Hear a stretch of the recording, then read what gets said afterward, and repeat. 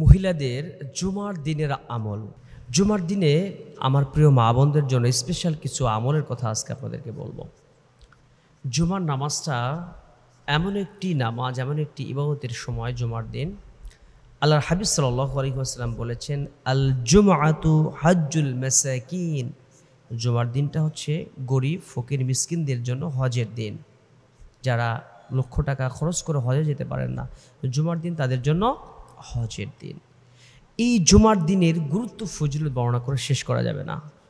যদি কোনো ব্যক্তি ঈমানের সাথে জুমার দিনে মৃত্যুবরণ করে, তার কবর আযাবকে আল্লাহ সুবহানাহু ওয়া তাআলা মাফ করে দেন। জুমার দিনের অনেক ফজিলত রয়েছে। জুমার দিন সম্পর্কে রাসূল করিম সাল্লাল্লাহু আলাইহি ওয়াসাল্লাম অনেকগুলো ফজিলতের কথা বলেছেন। আসুন আমরা একে একে সেই বিষয়গুলো জানব। বিশেষ করে প্রিয় মা বোন, জুমার দিনে বেশি বেশি দুরূদ শরীফ পড়বেন। আল্লাহুম্মা সাল্লি আলা মুহাম্মদ ওয়া আলা আলি মুহাম্মদ কামা সাল্লাইতা আলা ইব্রাহিম ওয়া আলা আলি ইব্রাহিম ইন্নাকা হামিদুম মাজিদ। আল্লাহুম্মা বারিক আলা মুহাম্মদ ওয়া আলা আলি মুহাম্মদ কামা বারাকতা আলা ইব্রাহিম ওয়া আলা আলি ইব্রাহিম ইন্নাকা হামিদুম মাজিদ। বেশি বেশি দুরূদ ইব্রাহিম পড়বেন, অন্যান্য দুরূদ আছে সেগুলো পড়বেন। এবং পাশাপাশি জুমার দিনে সূরা কাহাফ তেলাওয়াত করবেন।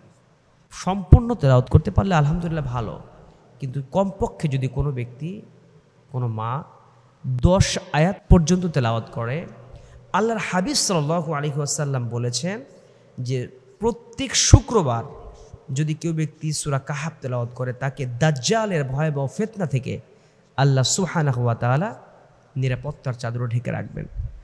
আর কিয়ামতের সময়ে দাজ্জালের ফিতনাতে সবচেয়ে বেশি আক্রান্ত হবে নারীরা।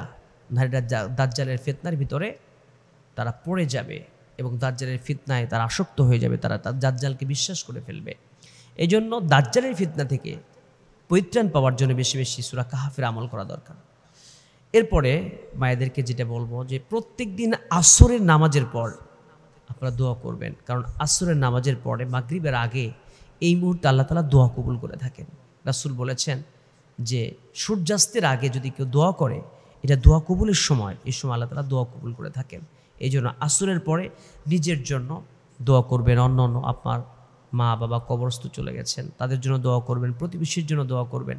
নিজের জন্য করলে কিছু পরের জন্য করা হয়, আল্লাহ তাআলার তরফ থেকে যায় পাওয়া তার বিনিময়। আপনি যদি অন্যের জন্য দোয়া করেন, সেটা আসলে নিজের জন্যই করা। তো আপনারা বেশি বেশি দোয়া করবেন। এবং জুমার রাতে স্ত্রীর সহবাসের সম্পর্কে একটি হাদিস রয়েছে। আল্লাহর হাবিব সাল্লাল্লাহু আলাইহি ওয়াসাল্লাম বলেছেন যে বৃহস্পতিবার রাত, দিবাগত রাত, তার মানে জুমার রাতে স্ত্রীর সাথে স্ত্রীকে গোসল করাবে এবং নিজেও গোসল করবে। তো রাসূল সাল্লাল্লাহু আলাইহি ওয়াসাল্লামের হাদিস থেকে আমরা বুঝতে পারলাম জুমার দিনে আমলটা আমাদের করা দরকার। এবং জুমার নামাজের আগে যদি প্রস্তুতি নিয়ে সামনের কাতারে কোনো ব্যক্তি চলে যায় এবং আলোচনা শুনে, খুতবা শুনে অতঃপর মসজিদ থেকে আসবে, ওই ব্যক্তির সারা বছর রোজা রাখলে যে সব হবে, আল্লাহ সুবহানাহু ওয়া তাআলা সেই পরিমাণ সব তার আমল নামায় দিয়ে দেন। সুবহানাল্লাহি বিহামদিহি সুবহানাল্লাহিল আযীম, এই পরিমাণ সব সে ব্যক্তি পেয়ে যাবে। হাদিসটি এসছে মুসনাদ আহমদে ৬৯৫৪ নং হাদিসের ভিতরে এসছে। এই জন্য আমার প্রিয় মায়েদের কিছু কাজ আছে। স্বামীর সাথে এই জুমার দিনে আপনারা স্বামীর আনুগত্য করবেন, বেশি বেশি খেদমত করবেন। স্বামীর যাতায়াতের সময় স্বামীকে সুন্দর করে জুমার দিনে প্রস্তুত করে দেবেন। সন্তানদেরকে জুমার দিনে যাওয়ার জন্য রেডি করে দেবেন। এই জুমার দিনে মেসওয়াক করা, আতর লাগানো, এই কাজগুলো করবেন প্রিয় ভাইয়েরা এবং প্রিয় মায়েরা। আল্লাহ সুবহানাহু ওয়া তাআলা আমল করার তৌফিক দান করুন। আসসালামু আলাইকুম ওয়া রাহমাতুল্লাহ।